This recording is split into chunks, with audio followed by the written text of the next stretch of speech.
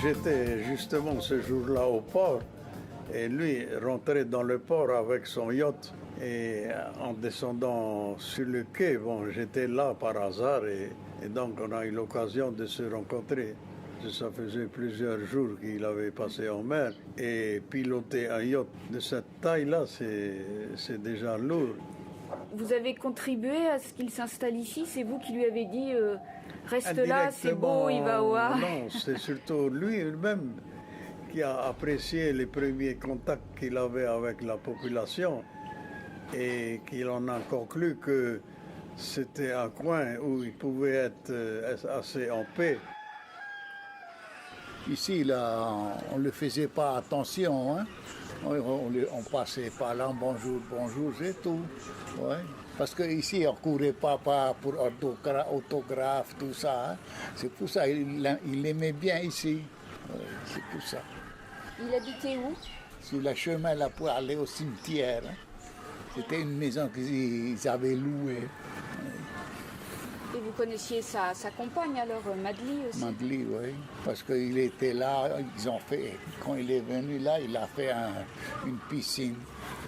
Oui, j'avais des enfants qui allaient là-bas pour aller à la piscine avec eux. Oui. Et il paraît qu'elle donnait des cours de danse aussi? Danse, oui, c'est à l'école Sainte-Anne, là. Oui.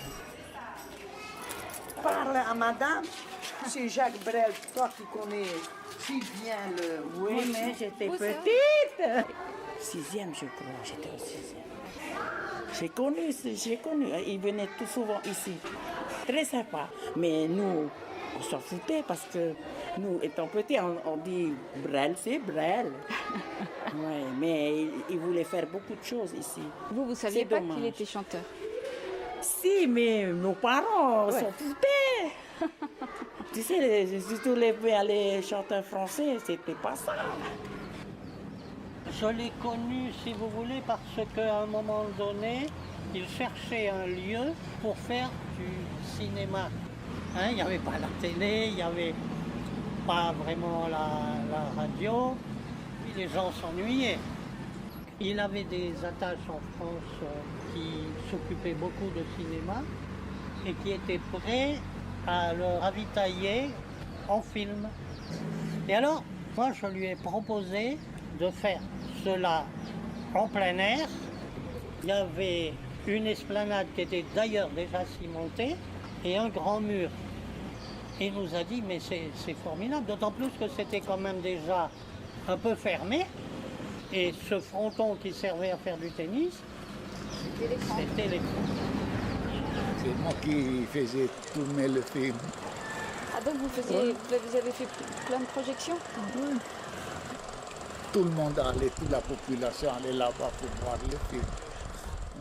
Ici, aujourd'hui, en 2018, 40 ans après sa mort, ça veut dire encore quelque chose, Jacques Brel, pour les gens? Pas pour les nouvelles générations, c'est sûr.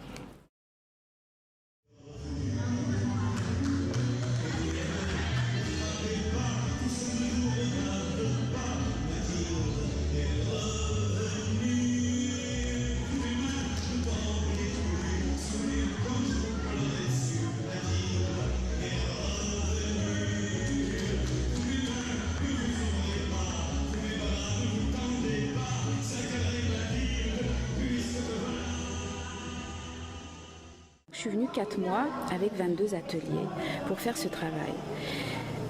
Mais le problème, c'est que déjà, je me suis laissé entendre dire que on n'aimait pas cette musique et que c'était pas de la culture.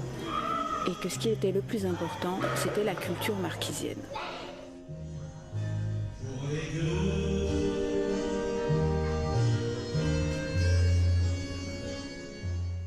Il parle de la mort comme tu parles d'un fruit. Il regarde la mer comme tu regardes un puits. Les femmes sont lascives au soleil redouté. Et s'il n'y a pas d'hiver, cela n'est pas l'été. Jacques Brel représente quoi pour un habitant lambda de, on va dire, de 30 ans? de 20 ou 30 ans? Pas grand-chose. C'est sûr que c'est pas l'architecture polynésienne. C'est-à-dire que sa mémoire, elle reste pas très vivante aux Marquises, en tout cas ici à Ivaoa. Elle reste vivante auprès d'une certaine catégorie de personnes, ceux qui sont connaisseurs un peu de la musique, de la langue française. Et les autres, ça ne les touche pas? Ben, parce qu'ils ne connaissent pas bien la langue française et donc ne peuvent pas apprécier le vocabulaire de Jacques Brel.